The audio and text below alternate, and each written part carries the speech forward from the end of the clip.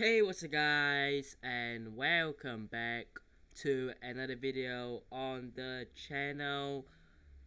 Some big renewals happening now. Yesterday I uploaded about Toni Kroos and Nacho, and then because I recorded it earlier, and usually I record my videos earlier, afterwards Ceballos was announced as well. So he will sign a new contract until June 2027. So that's a 4-year contract. So we're going to be talking about that. Also, we are also going to continue talking about Kylian Mbappé, this obsession that Real Madrid have, and what is going on right now. But let's start things off with Dani Ceballos. Now, what do we know about Dani Ceballos? I mean, last season just proved it. You know, he was behind Modric, of course. He was behind Kroos, of course. He was behind the other three midfielders as well. So, Tchouaméni, Camavinga, Valverde. And now, he's going to be behind Jude Bellingham as well. So, he's going to be the 7th choice midfielder. But I think it takes a lot of not just courage, but I'm sure Ceballos had contract proposals from somewhere else that guaranteed him starting game time, a position in the starting 11. But he chose to sign, and you could say, oh, maybe it's down to how much Real Madrid are paying him on his wages. But if I was a player, and I think that's the same with Dani Ceballos, at this point, I've played for Real Madrid for a few years. I've made already a lot. At this point of my career, I'm 26, 27, I'm in my prime. I want to go out there and I want to play and show everybody what I'm about. But for Dani Ceballos to stay and say, look, I may just be a rotational player next summer when Modric, when Kroos potentially retires or leaves, and I will still be 4th choice anyways, because I would still be behind Camavinga, I'll still be behind Tchouaméni, behind Valverde, behind Jude Bellingham. I would be actually 5th choice. So, look, it's honestly a bit surprising that he chose to stay. I didn't expect him to just walk out on a free, but I thought maybe he'll sign an extra year or two. But he actually signed a 4-year deal to be somewhat committed to this Real Madrid project. And look, maybe he might not have much to play in the midfield in this future Real Madrid project, but with Dani Ceballos, you're getting a player that you know is a game changer. We've seen it before this season, this past season. He comes on and he delivers. Yes, against Villarreal, he was the game changer, and since then on, he has been incredible when he has played.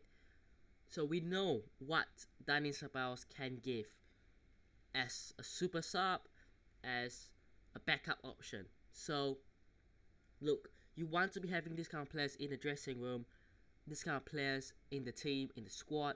So, look, it's a good signing.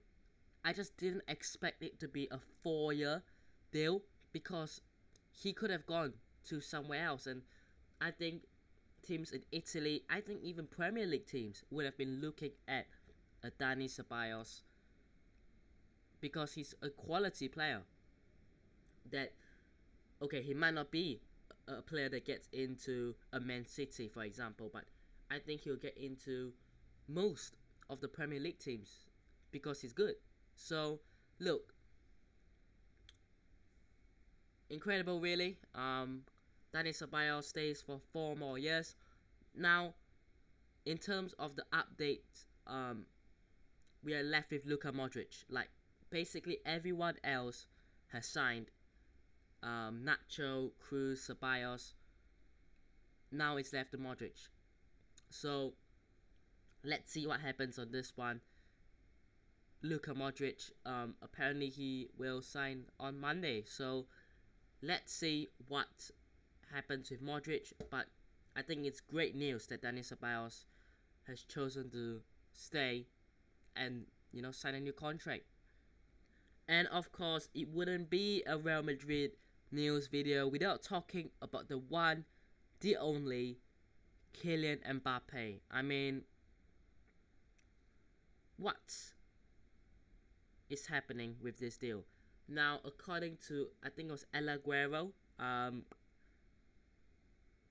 the Spanish outlet, the Spanish media site, the Amirs, so basically the Qataris that own PSG, are willing to sell. Real Madrid basically have the money ready, right? But there are yet to be negotiations and talks between both sides, as Real Madrid are kind of waiting to see what PSG ask as a starting price. Now, you can take this as serious as you like or not, or you can take it as with a pinch of salt. So, look, all I want to say is be careful with what you read and how serious you take it. Now, of course, I'm on here, I'm saying that I've read this. Now, it doesn't mean that Real Madrid will make an offer in the upcoming days or weeks. It doesn't mean PSG actually want to sell. But I think if you put things together, it makes sense for PSG to sell, and it makes sense for Real Madrid to jump on that boat if they can right now. Of course, my personal stance on Mbappé is still the same. It's not been changed. And okay, like, I know a lot of people that are Real Madrid fans that want Mbappé, so you know what? I respect it. Everyone's opinions is respected, and everyone can have their own opinions for sure. But I just think that with all Real Madrid fans, whether you go and get Kylian Mbappé, whether you go and get Harry Kane, we want another striker option. I think what Florentino Perez said in the video where he was asked, is Joselu going to be Real Madrid's last signing in the summer? And he basically said, like, yes, right? I think it's just mind games. I really do think that there will be more signings, but it takes time. Now, we already gotten Fran Garcia and Brahim Diaz back. Those are the two easiest ones. And then we worked on Bellingham, and then he's been announced. And then we got in Joselu, on a loan with option to buy. Now, if you look at the team, I think it's solid. The defense, except for right back, I'm happy. The midfield, solid. And the attack is the problem. We need another striker. Now, bear in mind that we do need another left winger. Like, we cannot rely on Vini Jr. only. But I think what Kylian Mbappé offers is cover for both sides. Because, look, you can always put Rodrigo up front, and you can always, put Brahim Diaz on the right, which is where he's probably going to play. Of course, you could also cover Brahim Diaz on the left-hand side as well. So, look, we need one more attacker at least. And I think Kylian Mbappé is a great player. He's a fantastic player. And honestly, just get this over with. Again, my personal stance and my personal opinion hasn't changed. But if we are at least going to go and get Mbappé, let's not drag this the whole summer, and we are in September when the transfer windows basically ended, and we're not going for anyone. Because it's highly, highly likely that Real Madrid are going to do what they did 2 summers ago, are going to do what they did last summer, putting their eggs in the Mbappé basket and not going for other targets, not having a plan B, plan C, plan D, plan E. For all I care how many plans you want to have, at least have a backup plan. Because if you don't get